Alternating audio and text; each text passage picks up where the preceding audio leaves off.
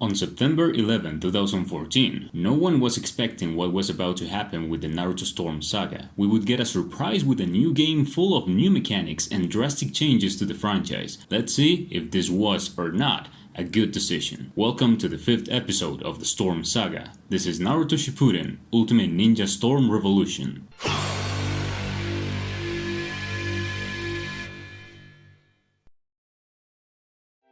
The concern was real at the moment the players looked at the Storm Revolution main menu, one that didn't have any story mode. Would this be the Storm Generations 2.0? Aside from the answer being a bit contradictory, the truth is that this game didn't count with a genuine story mode, but it did count it with numerous unique game modes that filled that emptiness in some way. This would be the World Ninja Tournament, the story of Mecha Naruto, and the Ninja Adventures. Let's see what the tournament mode has to offer. This is a game mode where you choose a certain character and they give you the option to explore a territory called Festival Island. This game mode objective is to sign for different categories of the World Ninja Tournament, where we would encounter the greatest shinobi around the world, and rank up in order to conquer all the island areas. From rank D all the way up to S, you will need to recruit members for your team, members that you can find around the whole map. In order to make them playable for the tournament, you need to talk to them and follow certain conditions, a kind of secondary mission. In the majority of occasions, the characters reflect their true personalities that they have in the original material. That's a great point in favor. For example, the way Sai rewards us for a favor we did for him, based on the advices he got from a book,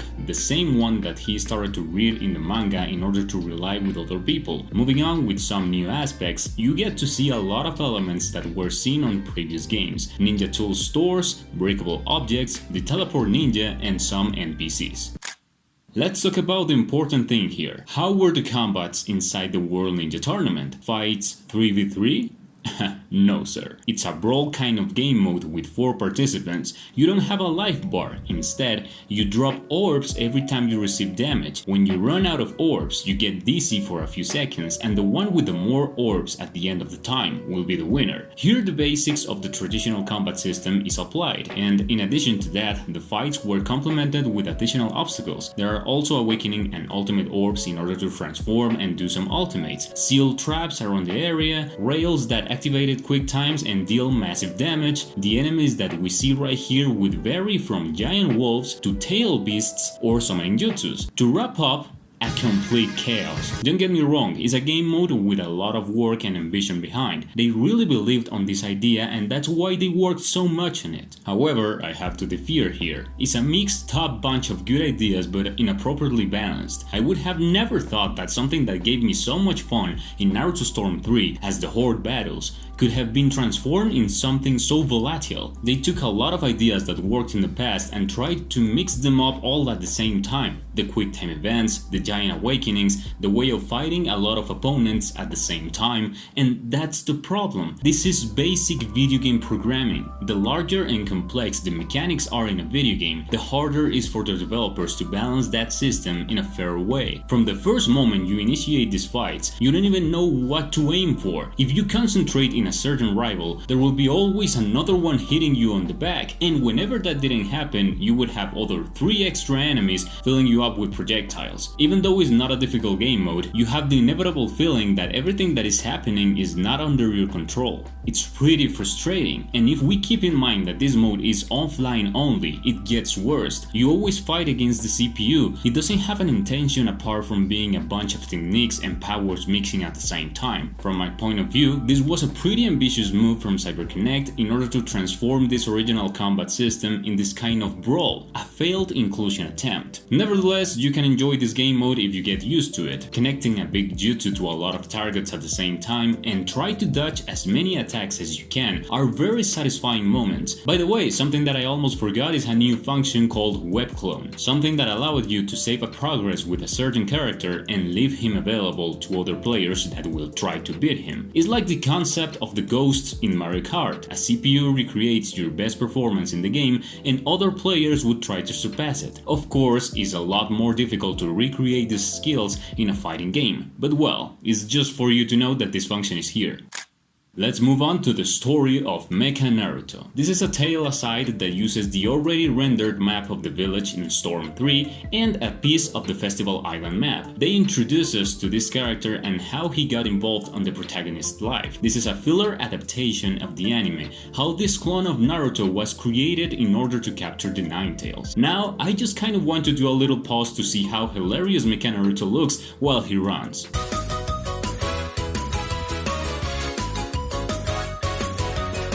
This little story mode has some in-game cinematics and simple but well-structured narrative, with an ending not too dark in order to make the story a bit more compelling and not that tragic. It's a decent game mode, not much to say here.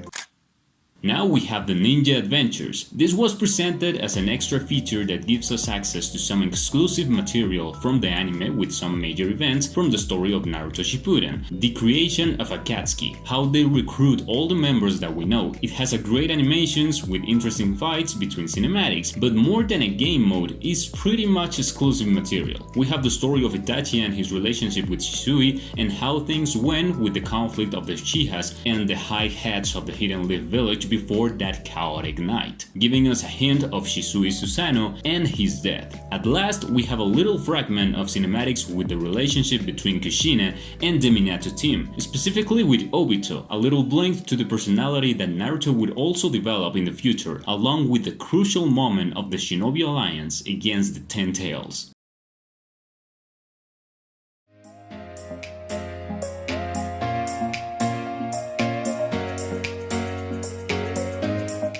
Want to talk about changes? Well, let's talk about changes. In this new Storm Revolution, we could customize our favorite ninjas, add accessories to their arms, legs, back, changing the substitution object, and the ultimate jutsu image when winning a combat. The amount of characters increased substantially. Now we have so many that are divided in different pages, 90 characters, and adding the support-only characters, we have a total of 104 ninjas in total. The new characters would be the Kurama Link transformation of Naruto, which counted for the first time with the playable awakening of Kurama, the new version of Kakashi with a totally different moveset combining different styles and a new ultimate, Iruka Sensei with his hilarious attacks, Konohamaru that in fact has a very colorful set of attacks with the hereditary techniques of his family like the Burning Ashes of Asuma, the Shadow Clone Shuriken Jutsu from the 3rd Hokage, and obviously the RM Jutsu. The Edo Tensei version of Hashirama would arrive as one of the favorite characters on this game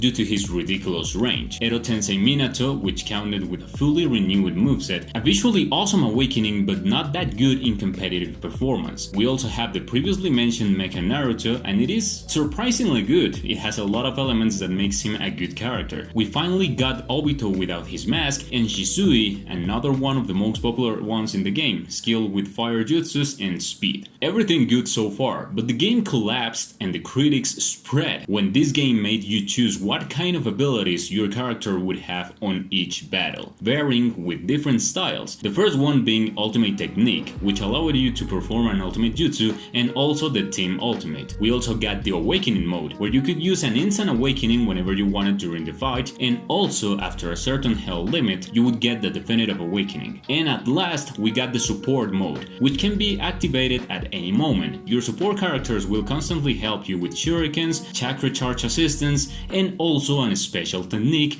that sealed your opponent temporarily. And what happened with this feature? The majority of players were complaining that they were not getting the complete experience that every single character had in the game. You could do the ultimate or the awakening, not both. That's why in every single session, the fights were lacking of alternatives. We were used to a lot of these characters in the past, that's why it was easier to get attached to the idea that you cannot use your abilities in the same way. It's a complete limiting for the game's experience. Balanced combat, a term that seemed to be forgotten when they were developing this game, because it was not only that you had to deal with an online match where you couldn't use your awakening and your opponent could, but also that some characters had special awakenings, bigger and more powerful than the conventional ones, activating like a boss fight perspective, a boss fight where the player had the absolute control over the situation. For many players that seemed interesting, innovative, but especially unfair. I'm not saying it's not interesting as a mechanic, but it seems to me that they forgot to keep in mind the equal conditions each player needs to have.